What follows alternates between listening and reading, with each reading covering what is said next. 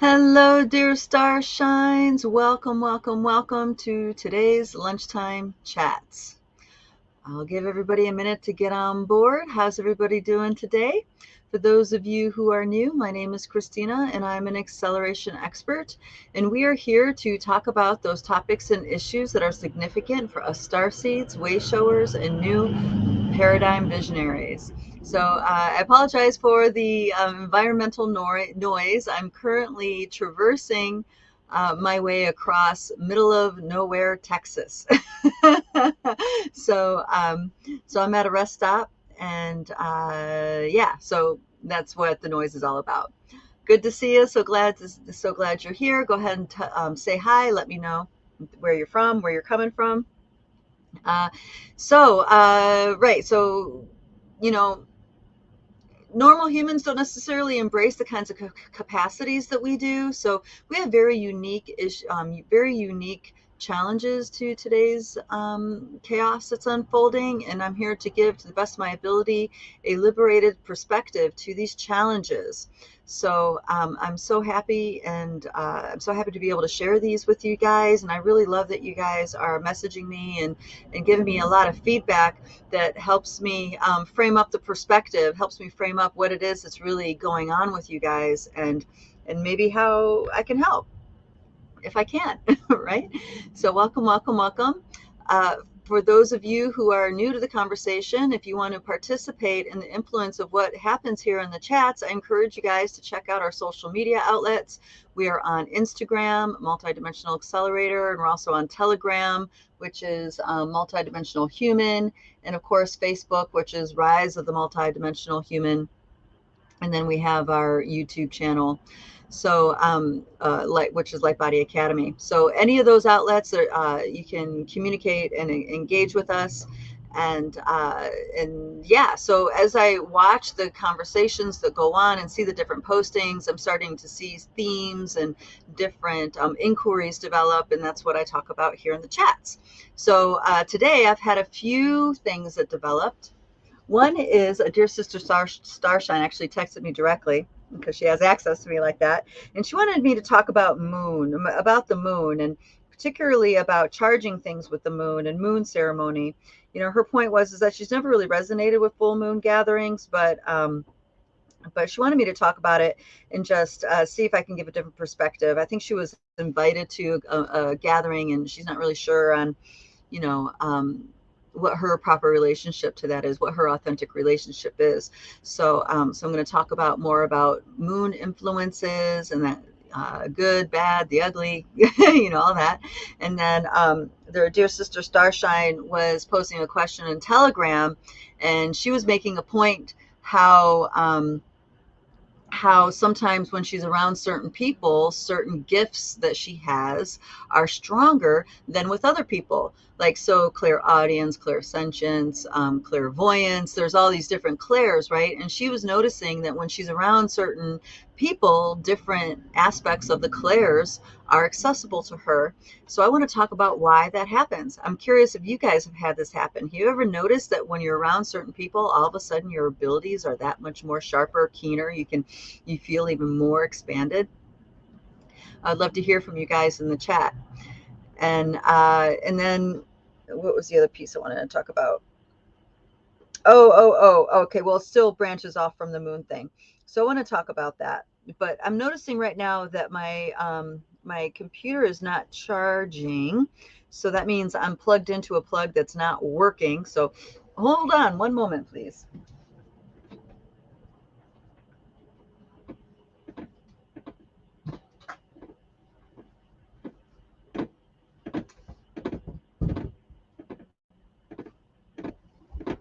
All right. You can totally see me in the mirror, I'm sure. Oh, no, you can't. Okay. Let's see if that started charging it. Oh, it did. Oh, good. Okay. I have one more thing to check about the charging.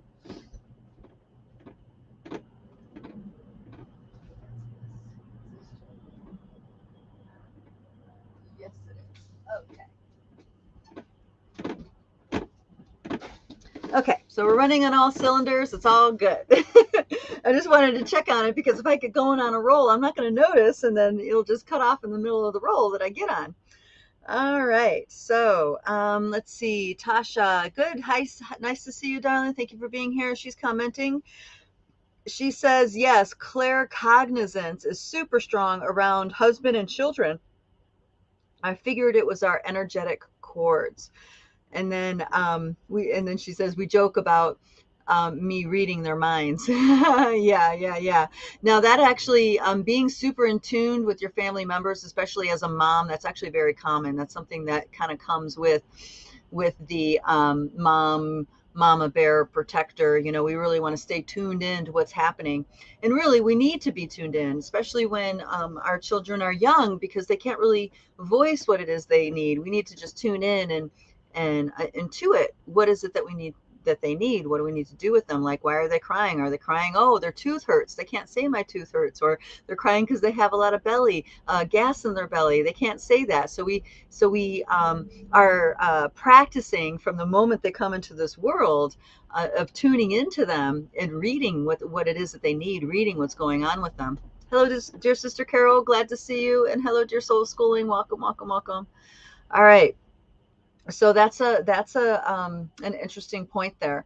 There is that dynamic where when in your immediate family you're like super tuned in. This also happens with lovers, because again, you guys are super tuned into each other. Not only that, you're exchanging on a very deep level energy with each other. So there's quite literally still aspects of your guys' energy inside the other person. Not just the female, but the male too, because of the energies merging. So there's that kind of thing. Um, you may notice that say if you're the woman, and your man is extremely psychic intuitive, maybe you think more than you, and after you guys make love, you may notice that you have your own gifts are heightened, and maybe you even start to see like your lover does. That's not uncommon. So pretty much that transference of energy allows you to see how they see for a little while. And even when we work in labs, which are these small groups of folks that we track when we're in a common field, a unified field, we'll start to see how the other person sees, and you actually start to learn through on a subconscious level how other people in that unified field are tracking.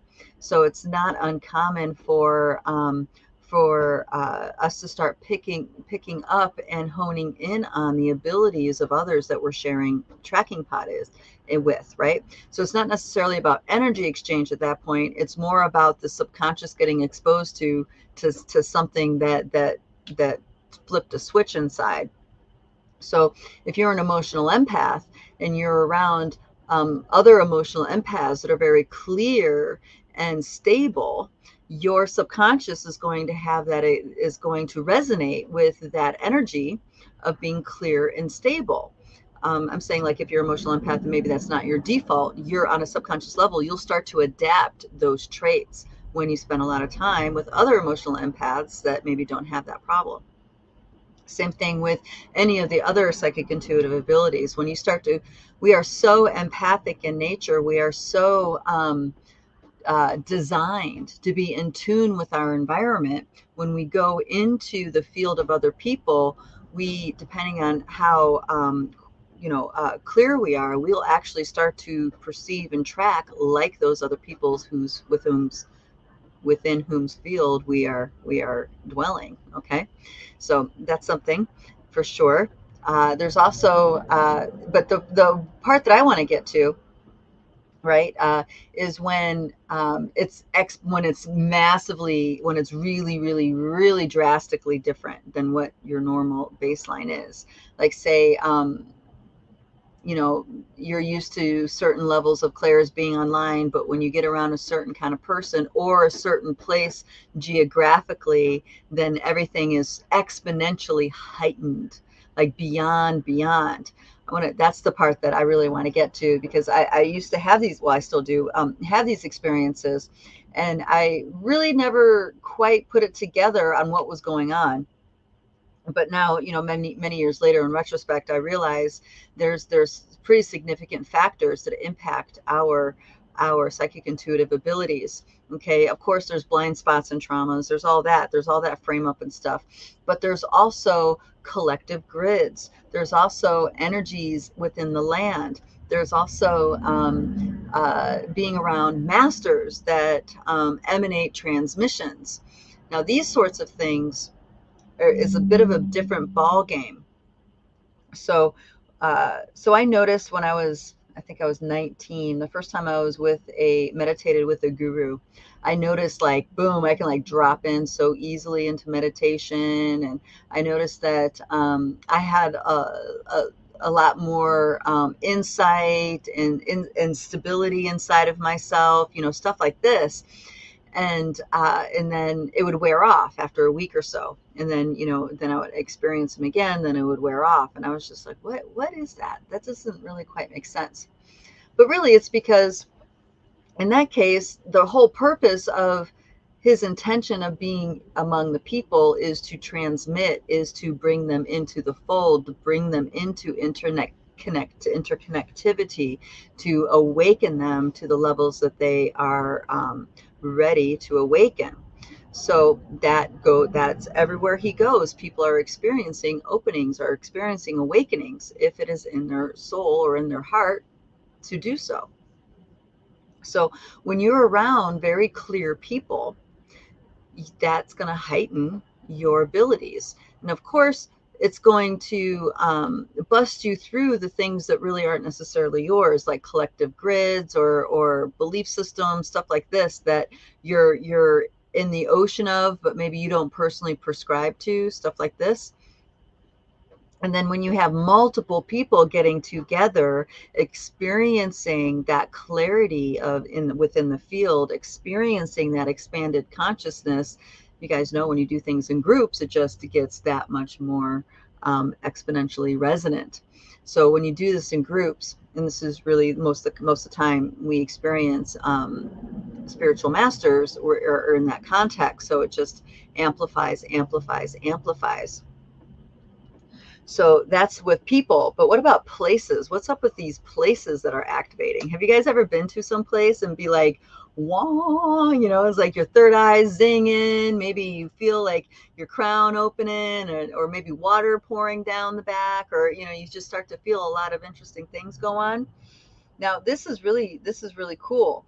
And this is something I never really quite had the words to describe it, but I do now, thanks to getting exposed to some of the other indigos and star seeds of the younger generations. And so the words to use to describe what's going on all has to do with grids, consciousness grids. We have consciousness grids within our body. We have consciousness grids in the ground, within the earth, within the canopy, the collective. Okay.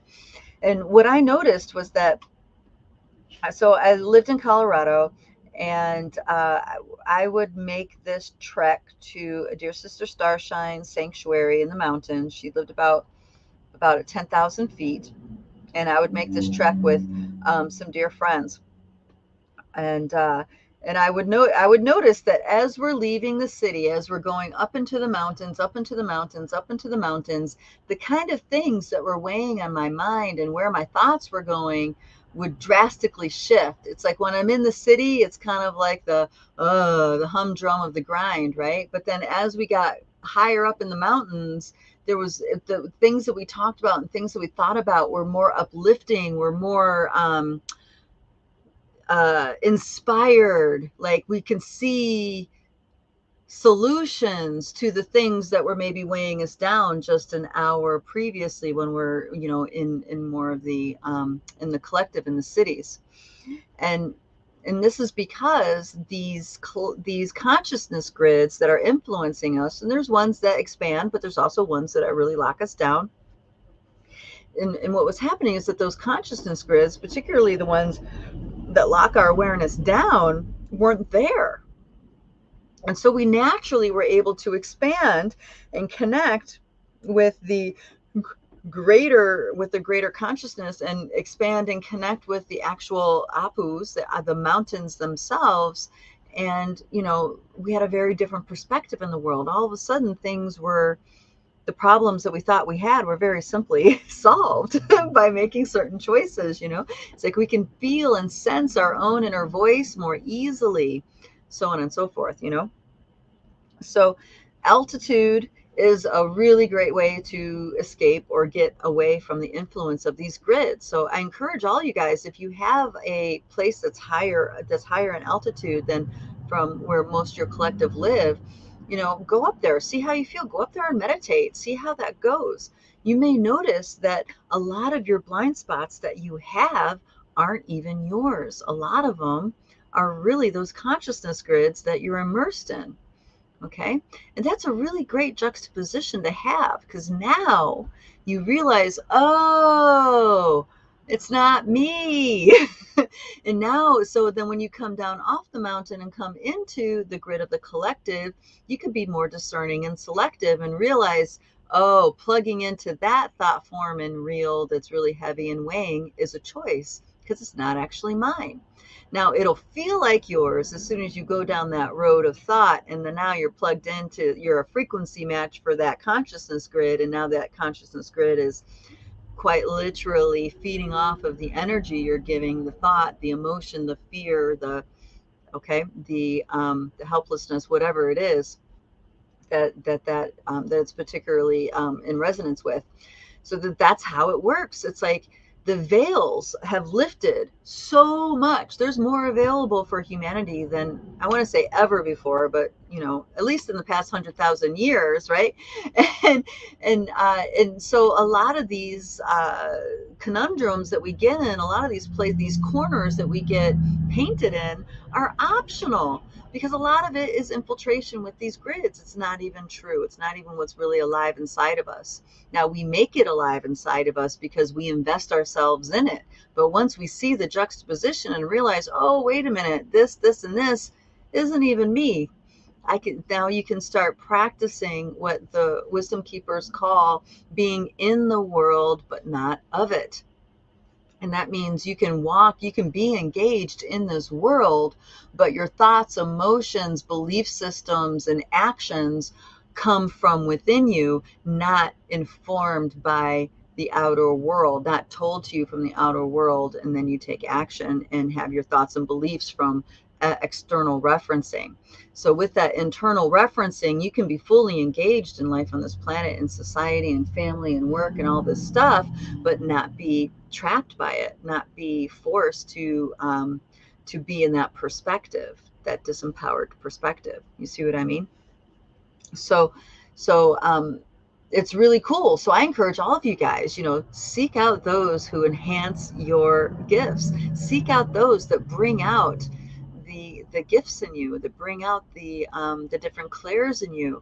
Maybe you have some friends that you just love being around because for some reason everything is so simple when you two get together. Okay, do stuff like this.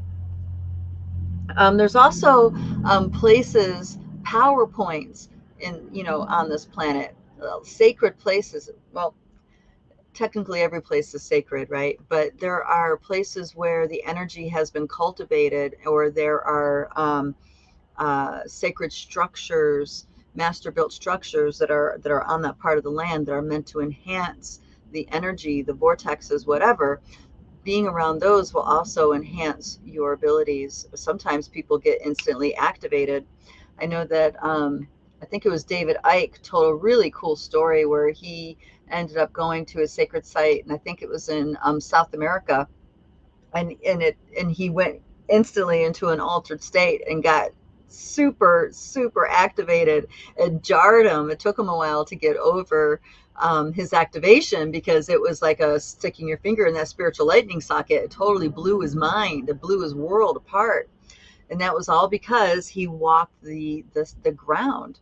He walked these grounds that are activated and cultivated to heighten these different portals, these different stargates that bring in stellar consciousness, these different fields that are not enmeshed in the human grid system.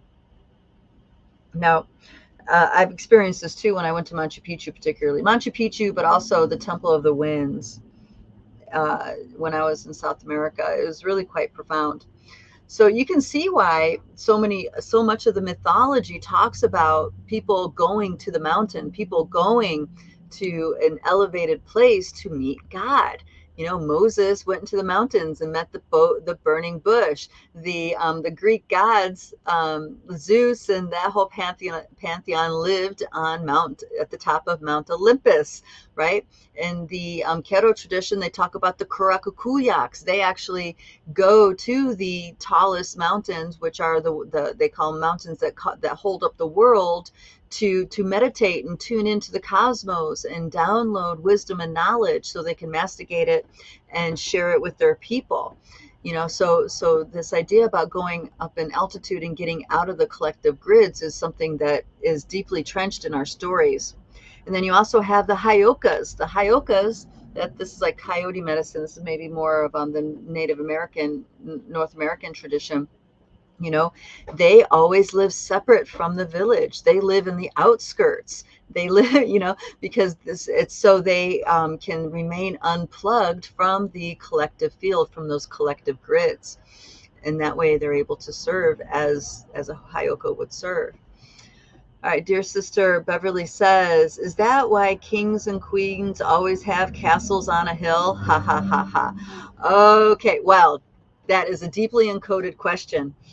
That's because I've been getting educated on a whole nother meaning of the castles. Castles in general are synonymous with the intention and frequency of the sacred womb. The sacred womb. So a lot of mountains are depositories, you can say, of sacred womb energy.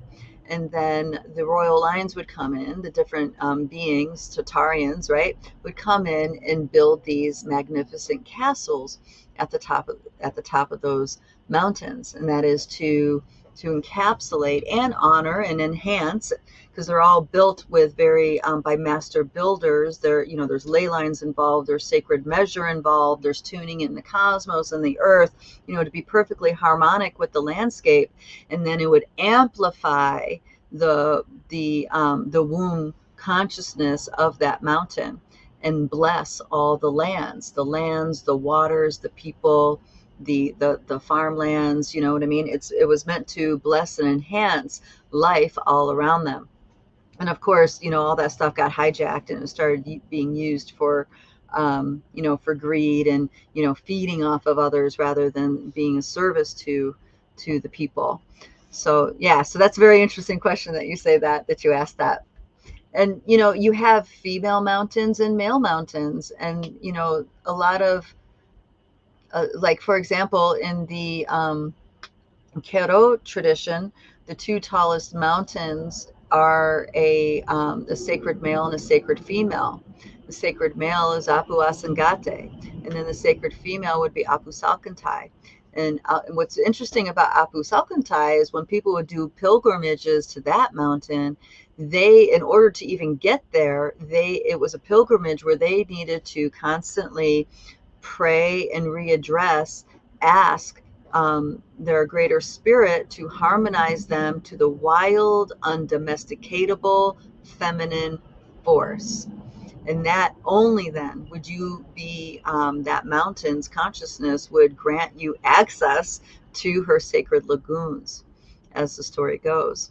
So mountains are conscious beings. You can ask them for help. You can ask them for assistance.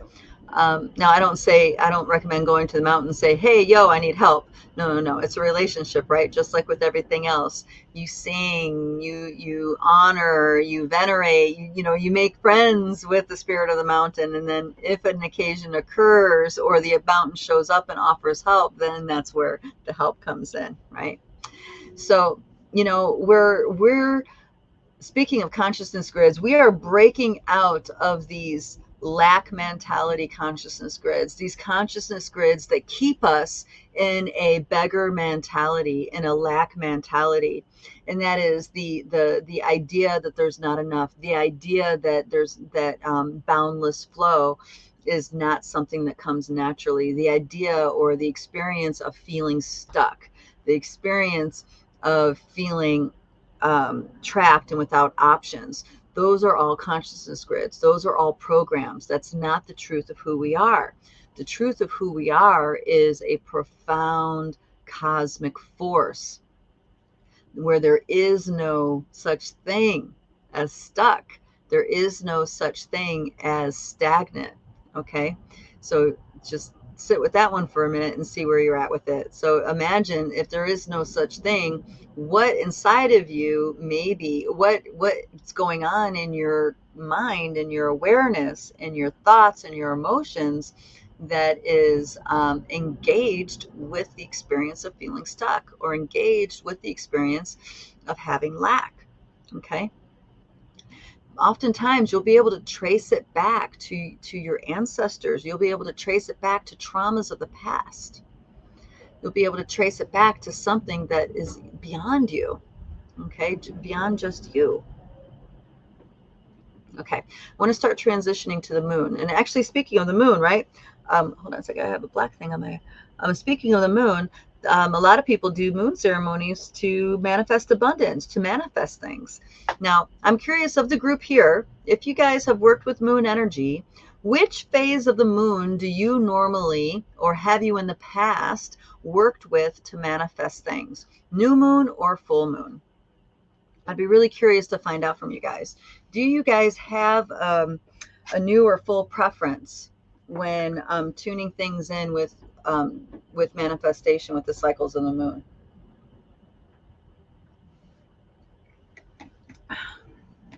I know we talked about the moon being hijacked and all that. I know I'll talk about that, but I know that moon manifestation is something that has been around for thousands and thousands of years, and I know that I played with that in my day. And I'm sure that, you guys probably played with it too. All right, dear sister Rochelle says new moon for manifesting. Okay, wonderful. Okay. Yeah, I favor the new moon myself, but for several reasons. In the beginning, I favored the new moon just because it was intuitive. I just intuitively always preferred to do new moon ceremony rather than full moon ceremony. And then once I got involved with working with the Kero, I would do fire ceremony for new and full moon. But let's weave in the perspective about the programs, the hijacking, how the moon has been manipulated to disempower the feminine. All right, here, one moment, one more. Dear Sister Starshine's chiming in, Luna Rio. She says, I've used both. I feel like I have a special connection with the moon. My mother says she got a knowing that my name should be Maria Luna before I was born. Wow, very cool. Very cool. Yeah, and we have a lot of goddesses that are associated with the moon. But now that I'm feeling into and learning a lot more, or have learned a lot more about the stories of the different goddesses, I realize that a lot of the goddesses that are associated with the moon actually were originally associated with the spirits of the lands, with the mountains, with the rivers, like the Lady of the Lake, right? The rivers, the forests, the meadows. They had goddesses, nature spirits that were feminine, that were caretakers of those lands. And then once the power over dynamic was anchoring in more and more on this planet, those spirits started getting requalified to be moon goddesses. Now, let me go back to the disempowerment programs with this. So, dear sister Starshine, Barbara Handclough used to tell a lot of stories. She is a Cherokee record keeper, and as part of her role, she would tell stories. And this is before. This is she has these small groups that she would get together with for many, many years, long before she was doing the multidimensional activations on a broader scale. And one of the stories she told was the time before the moon. The time before the moon. And the time before the moon describes the female force, our cycles, our moon cycles, what we call now moon cycles, our feminine cycles were not associated with the cycles of the moon, but we're actually associated with the cycles of the sun. So we only menstruated 4 times a year and those were equinoxes and solstices. Okay. So there's only 4 times a year we had the opportunity to reprocreate with a male. Now, I know there's the sacred goddess sisterhood where there's procreation happening through immaculate conception, and that's a whole nother thing. But I'm talking specifically about actually having copulation in order to conceive. So, and that was about, I believe the timeline, if I'm remembering correctly, was about 45,000 years ago. Okay, the time before the moon. Now, this isn't according to scientific history. I'm talking about Cherokee legend and lore. And it's really, really important for us to remember these stories because they have a resonance within ourselves and it helps us anchor deeper into our body. It has nothing to do with the logical mind or what the story is supposed to be. Okay, so just feel into yourself for a moment what it was like to have your cycles go according to the rhythms of the sun. And then okay, yes, okay, so before that, dear goddess Diana from the Pleiades, Polly's just chiming in with this with perfect timing. It is said Diana from the Pleiades brought in the moon. A Pleiadian goddess named Diana brought the moon to the earth to become part of her orbital field, part of the ecliptic. And with that, the women's cycles changed from being solar to lunar. And then we began to cycle monthly instead of quarterly. And it's because of this shift, many, well, there's other shifts too, but many beings associate the moon with the disempowerment of the feminine. Now, I know the irony, because when you go into feminine circles, goddess circles, the moon is such a big deal in goddess circles, right? So from what I understand, this is an inversion or a reversal of the real point of certain ceremonies. For example, when the moon is full, when it's getting the most light, the most life force energy from the sun, that's when the disempowerment programs are at their highest. And when the moon is in new, as in dark, it's not being illuminated at all by the sunlight. That is when those programs are at their lowest.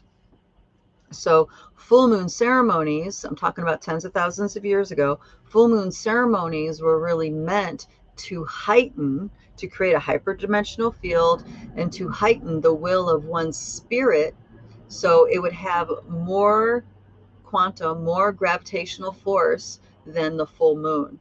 So it was quite literally to override the power of the full moon with one's own inner spirit. That's how I understand that to be. So the moon, good, bad, right, or wrong, it actually doesn't matter. What matters is that we're aware of the ways in which it drains our energy, the ways in which it pulls our power away from us, and the ways in which we're willing to give our power away or defer our power. Okay, and then we recognize the ways in which it bolsters our will. It bolsters the things we want. It helps us with momentum in the direction that we want to go. You see what I mean? So the moon, along with all these other veils that are lifting, the moon is quite an extraordinary celestial body. And the reason why I'm saying this is because there are many dimensions of the moon. Right now we see the physical moon up in the sky, and yes, it does the theory of it being an artificial object like a ship or something does really fit because of the way the orbit is and the spin and all that stuff. But what I'm realizing as these veils lift and lift and lift and lift is that there are many dimensional access points within the moon, as in all kinds of beings, star beings, planetary beings, interdimensional beings, stellar beings. I'm sorry, not stellar, cosmic beings. There are many, many, many beings that have bases in the moon. Now we say bases because that's a word that we can understand. But what it is that they have a zone within the moon that kind of consciousness, that star consciousness or galactic consciousness resides. And it actually is reweaving, overriding those disempowerment programs from the past with their stellar consciousness, with their galactic consciousness, with the cosmic consciousness.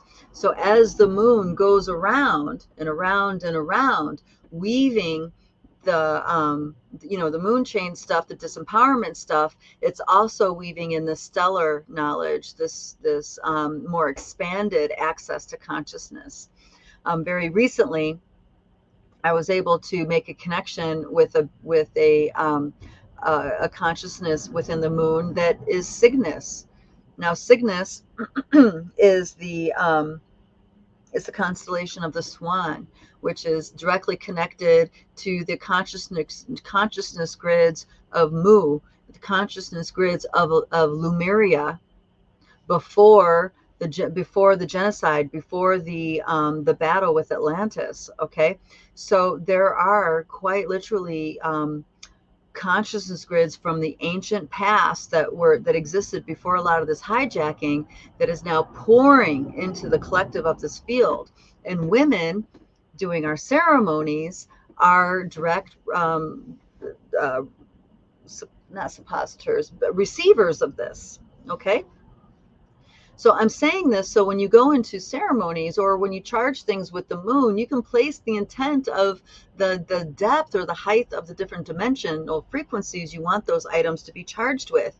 Now, say if it's a crystal, you like to clean and clear or charge your crystals in the moonlight, you can set that crystal to only download the highest frequencies that are to the benefit of the expansion of your consciousness, right? You can direct these things that you're charging, water, for example, to be charged by certain frequency of that moonlight. So every time you drink it, you're drinking encoded water with stellar knowledge. You're drinking encoded water with different galactic knowledge. Okay, I'm talking about libraries of knowledge that is within these beams of light that inform us on a subconscious level.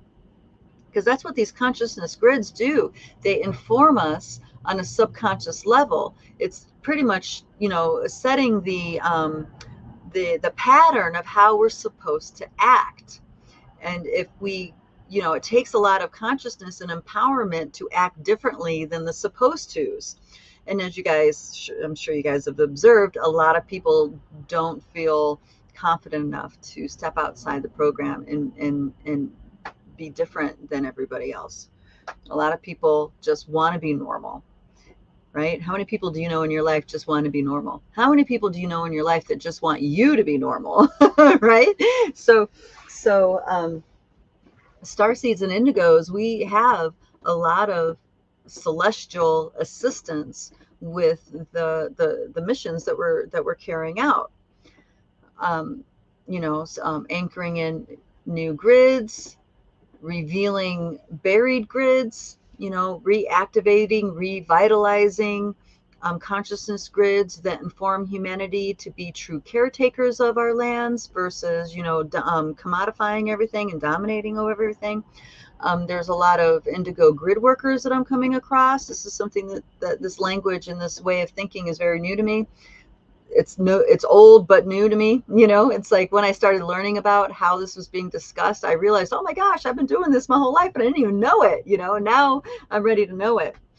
And I find it very interesting because you can actually tune things to different stargates and then bring that stargate frequencies to depressed parts of the planet, depressed parts of the land, of populations. So you can, you can actually reinform a landscape with star knowledge. You can reinform the spirits of the land with stellar frequencies. I mean, this is a gift. This is a massive gift. When we start feeding and appreciating and caretaking our lands by feeding it this benevolent life force and acknowledging the spirits of the lands and revitalizing the different goddesses of the lands, this is how we heal. This is how we not only heal our environment, our landscape, but this is how we heal ourselves, our community, each other, our families. Okay. So new moons, I especially always gravitated towards, and that's because before I was really aware of these, these grids that hold down consciousness, I just intuitively sensed that there was a lot more freedom and a lot more openness with the new moon. And so I would always make sure I would do fire ceremony or breathing work or whatever on the new moons. And I don't know if you guys remember a woman, her name was Jan Stillman, called New Moon Astrology. I don't know if you guys check it out. The book came out, I don't know, this might have been 20 years ago. But it was a really cool book because she did a whole analysis on the flavor of the new moon through all the signs. So you can harmonize what it is that you wanted to manifest with the flavor of the moon in that particular sign. So when the new moon is in Aquarius, there's certain flavors that are more advantageous to use your intent with, align your intent with, than maybe if it was in a Capricorn new moon. You know what I mean? Spillman, not Stillman. I think it's Spillman, Jan Spillman. If you guys want to check that out. I got a lot out of that working with her book. I thought that was fascinating how she did it, and it worked every single time. It worked. This is how I've been able to do the impossible. One of the many, many ways I've been able to do the impossible in my life was doing the new moon thing. And Barbara Ann Cloud talks about new moon manifestation too. So when it comes to meditating with the moon, I would suggest, just so you're not exacerbating the control systems that are already infiltrated in the subconscious, place a clear intent. Place a clear intent to connect with maybe your star brothers and sisters that may have a base on the moon, or connect with if it's like conjunct the central sun. Connect with the frequencies of the central sun that's working through the moon directly with you. You see what I mean? And then there's times when the moon is exactly conjunct fixed stars, such as the Pleiades, Sirius, Regulus, Rigel, Spica. These are all fixed stars in the sky. And when new moon, when it's conjunct with those stars, that is a direct portal to the star knowledge. So you can actually, with your intent, with your ceremony, pull the encodements from those star systems through the frequencies of the moon that are engaged with your being, and bring that into fruition within your body. Now, anytime you're manifesting, especially with encodements, you ingest the encodements, and then what you wish to manifest will manifest. You have to first integrate. You have to first digest and integrate those encodements, though. And here's the rub. As you digest and integrate those encodements, what's going to fly in your face are all the things you're attached to that are not in alignment with that energy. So it's pretty much, sometimes a lot of stuff will go sideways in your life because there's aspects that you're feeding or invested in that are not in alignment with what it is that you are intentionally manifesting with that particular ceremony. You see what I mean? So there's that to look out for. And actually, it's very valuable that happens, because this is why people do experience stuckness. This is why people do experience lack, is that they're not aware of the part of themselves that won't allow you to have what you want. Either you don't feel worthy, you can't forgive yourself for something that happened. Maybe there's massive guilt and shame in your family line, and your body came deeply programmed with guilt and shame. So therefore, no matter what you want, there's too much guilt and shame in the body to really let you have it, the way you want it. You always have to compromise. You always have to compromise. There's another word. Make do, right? So this is all part of the equation. It's not because we suck. It's not because we're this or that. It's because these programs are not in harmony with our desires, what our spirit wants. But at the same time, before we even came into this body, into this realm, we decided what were the themes we're going to work with, what were the themes within our akasha we were going to work with. And we picked the family that it's a perfect frequency match to those things in our akasha that we wanted to resolve, that we wanted to work with. So when you're doing your ancestral work, it closely is aligned with your soul's journey work. Okay, so it's just two different ways to go at unraveling the same frequencies. And I recommend doing both. Clear it from the ancestral line, work with it in the ancestral line and on the akashic level. Then you're going to get a lot bigger results faster. And it's not that we're in a hurry. It's just that we are in a time of acceleration. It's a do or die kind of situation for humanity right now.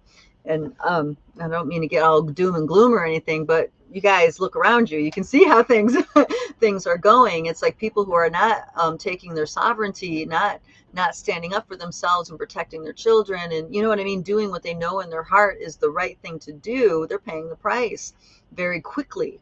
It's not 10 years down the road, it's 6 months down the road, or 6 days down the road, okay? Or maybe even 6 hours, depending on what it is. So humanity is really getting challenged with our feet to the fire now. It's like up until 2020, it was all practice. For those of us who've been here for a few decades, we've had lots of practice. Now it's where it's for real. Shit's getting real, right? And our young ones, the younger ones, the millennials, and the ones in the younger generations, they've come in already encoded with things, so they have a leg up because of all the other previous work that has been done. So their encodements can unfold within them, and then we can quite literally unify in the same direction. They pretty much are hitting the ground running. It's still trial by fire. There's not a lot of wiggle room here. You follow what's right inside of you, or things will go sideways very quickly. This is my observation. I'm watching people's lives crash and burn fast. Okay, and maybe you have a couple choices, a couple choice points came until you reach that point of crashing and burning, but it's not more than a few choice points. It's not like you get 20 years of choice points and then you crash and burn, or 10 years of choice points and then you crash and burn. No, I'm talking months here. The crash and burn happens within months of making those decisions that were against who you really are, or against your truth. So keep with it. I know the collective is going crazy right now, and there's a lot of doom and gloom and fear and blah, blah, blah, blah, blah, blah, blah. But listen, they need to keep us in that fear state, so we are distracted, so we don't realize just how much of the veils have lifted and just how expanded our consciousnesses actually be, because Lord forbid we actually reclaim our sovereignty and our responsibility and our true abilities that we have as multidimensional humans. Because as soon as we do that on a collective level, it's game over for the power over dynamics. It's game over. They no longer have dominion over you. They no longer have dominion over the collective of us. Now they're going to dominate over the ones that they can till the very end.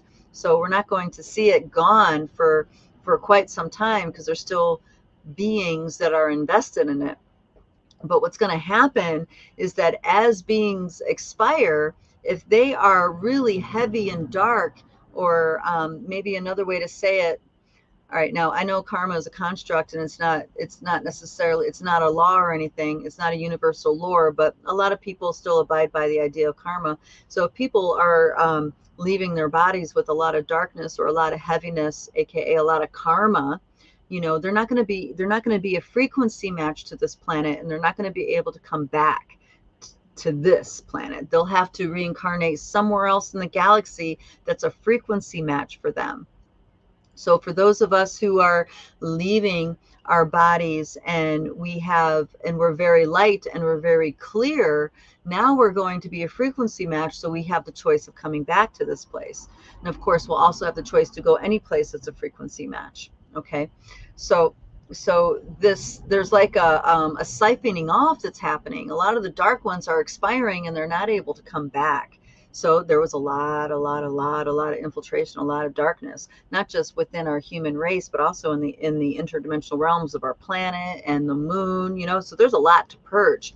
So I imagine this purging is going to go on for a few decades, but it is going to reach its end. It is going to reach a place where it can't continue, because there'll be no one here to embody that darkness. There'll be no one here that has that contract, that soul contract, to remain enslaved to the power over. Okay, so and this is where, and this is why I started to talk about and teach death rites within the Healer Acceleration Lab, because we can all liberate our beloveds, so when they do leave their bodies, and they don't have to have that darkness, that heaviness, they don't need to be burdened. We can help relieve them of that burden before they go, or even just after they go, so when they do cross over, they are free to reincarnate in places that aren't so heavy and dense. They can maybe come back to this planet even if they want, and experience the coming of the golden age. And I know this is like prophecy that I'm talking about when I say things about the golden age, but here's the thing, you know, no one person has the monopoly on the truth of this planet.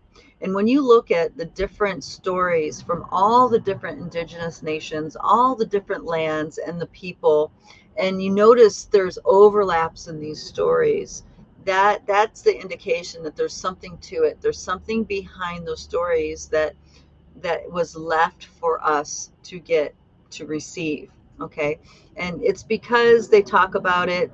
It's because they talk about it not just in the three sacred books, right? The three sacred religions, the dominant religions on this planet, which is the Quran, the Torah, and the Old Testament. But they also talk about the coming of the golden age in Orthodox mythology, in indigenous mythologies, the Hopi, the Inca, the Maya. There's different tribes in Africa, and the Aborigine of Australia and New Zealand. And then there's also, even more stories emerging out of the indigenous tribes of Siberia.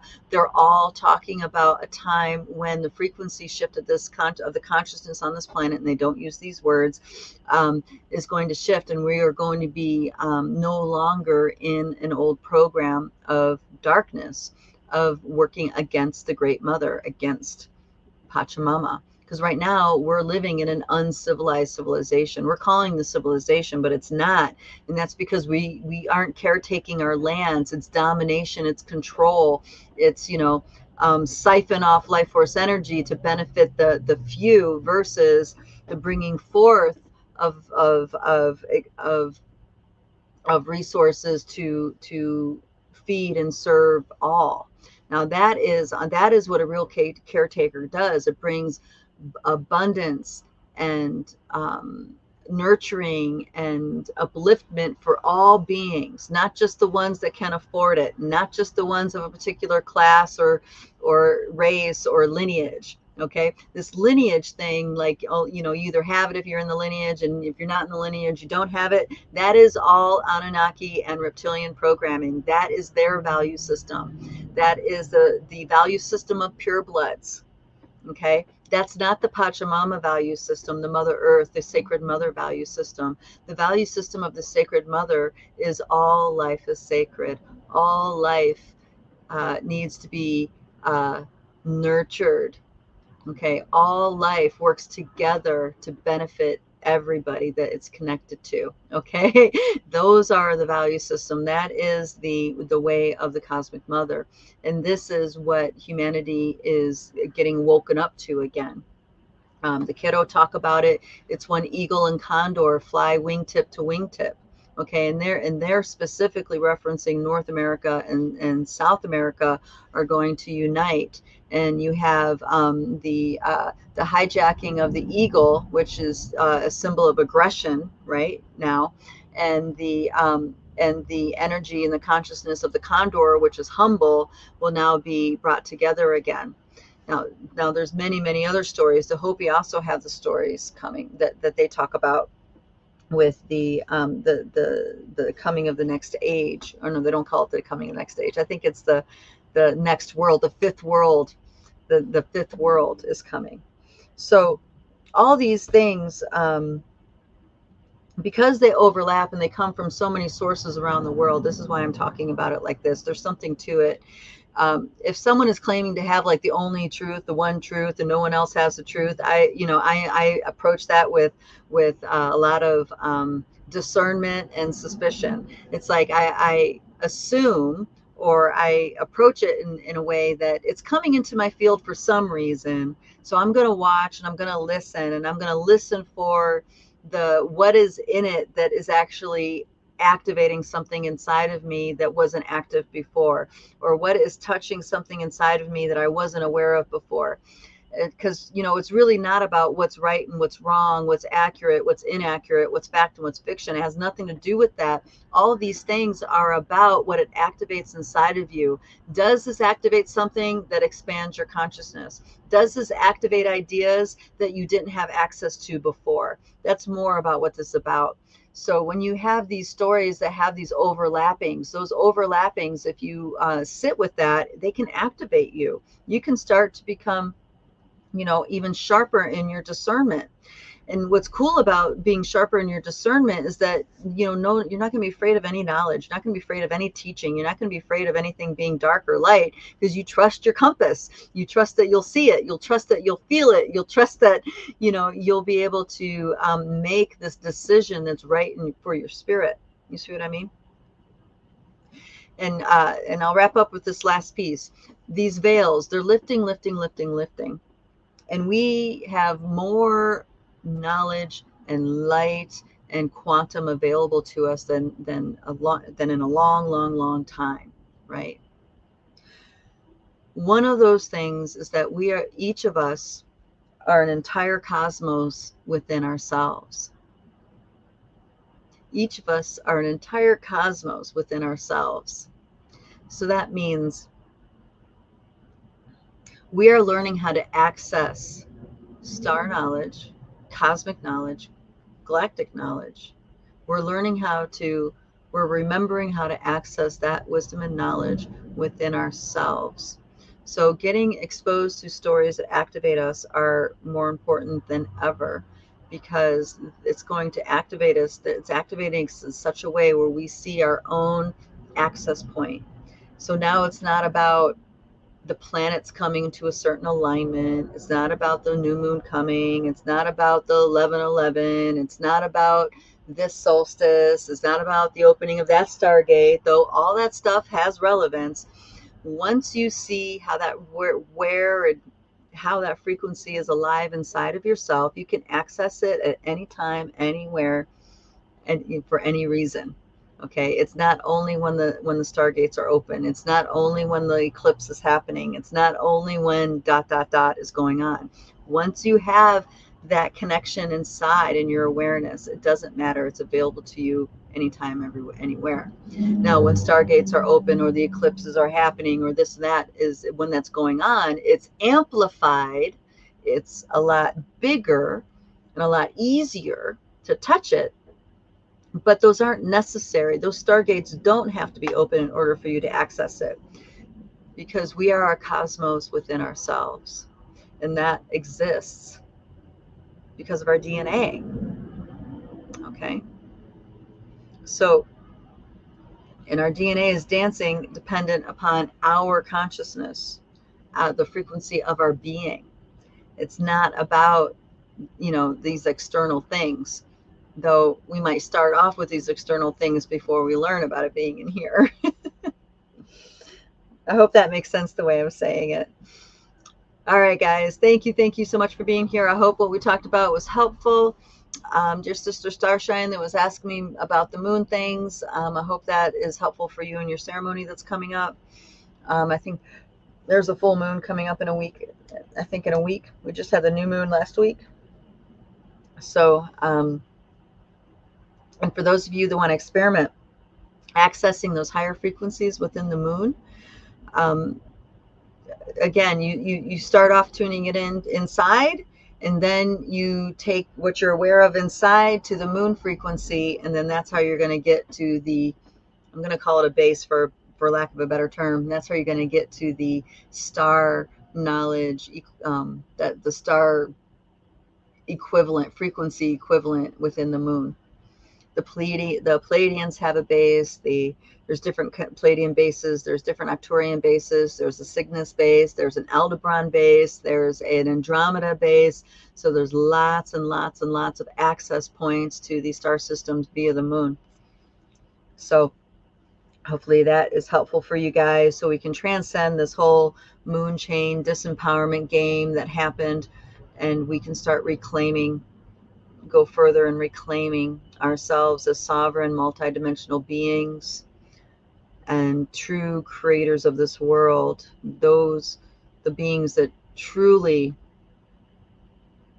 sincerely step into their power in order to dream this world into being, to retake that responsibility as the caretakers of this realm.